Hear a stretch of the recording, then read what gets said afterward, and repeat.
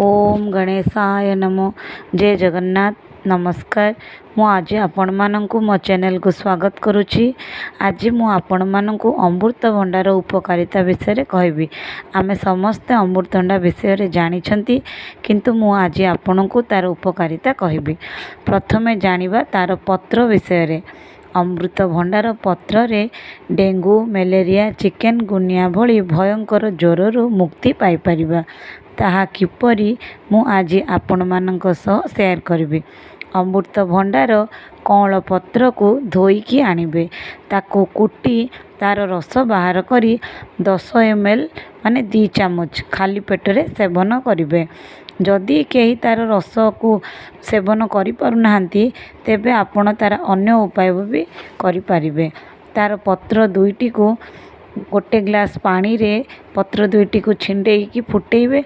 किछि समय फुटिला परे ताको छाणी आपण ताको चा पर भी सेवन करि पारिबे।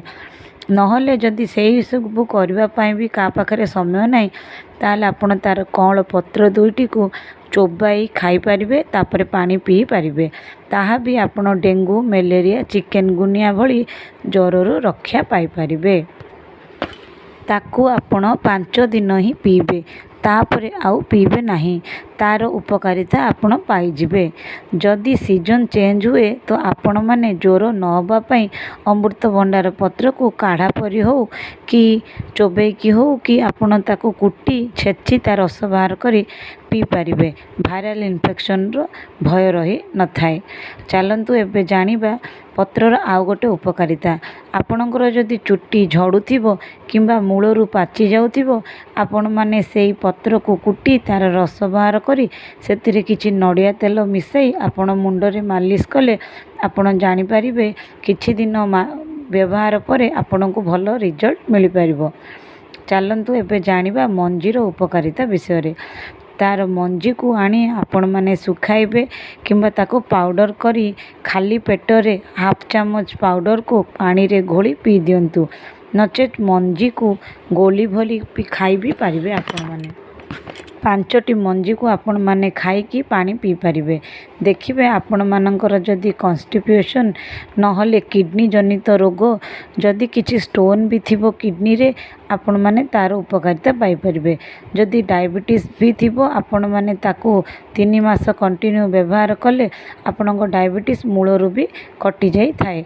आपण मानको जदि आंठू गंटी रे बहुत जोरे दरज भी होउची, एही मंजी को आपण प्रतिदिन सेवन कले आपण तार उपकारिता पाई परिबे। आखि जनित समस्या भी आपण उपकारिता पाई परिबे। चश्मा भी लागिथिले आकु आपण कंटिन्यू व्यवहार कले सेहा भी दूर होई थाए। 3 मास परे आपण आकु छाड़ी देबे, किछि दिन गैप दे पुणी आपण ताको व्यवहार कर परिबे। कैंसर पेशेंट माने भी आकु व्यवहार कले आपण माने तार भल रिजल्ट पाई परिबे। आपण माने ताकू सब बेले मन रखिबे, ताकू धोई सुखेई ताकू भल भाबरे पाउडर करिवे। आपण माने जानिथिबे मंजी रे कैल्शियम आउ फाइबर प्रोटीन भरपूर मात्रा रे थाए। एबे चलंतु जानिबा तार फल विषय रे। तार फल रे विटामिन सी आउ एंटीऑक्सीडेंट रे भरपूर थाए। फाइबर रो प्रचुर परिमाण रे थिबा जोगु एया कोलेस्ट्रॉल को नियंत्रित करिथाए।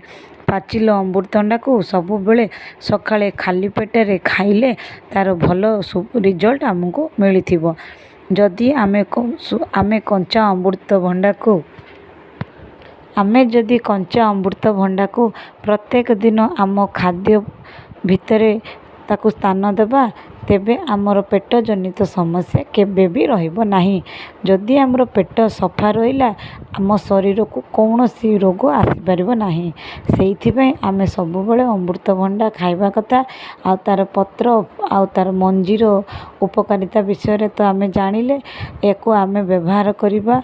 जदि आपण मानकु मोर ए वीडियोटी भल लागिला ताले आपण माने मो चैनल को लाइक कर दियंतु, आ सब्सक्राइब कर दियंतु, आ बेल बटन को चिपी दियंतु, जा फल कि मो नुआ वीडियो आसले आपन को नोटिफिकेशन मिल जिवो। जय जगन्नाथ।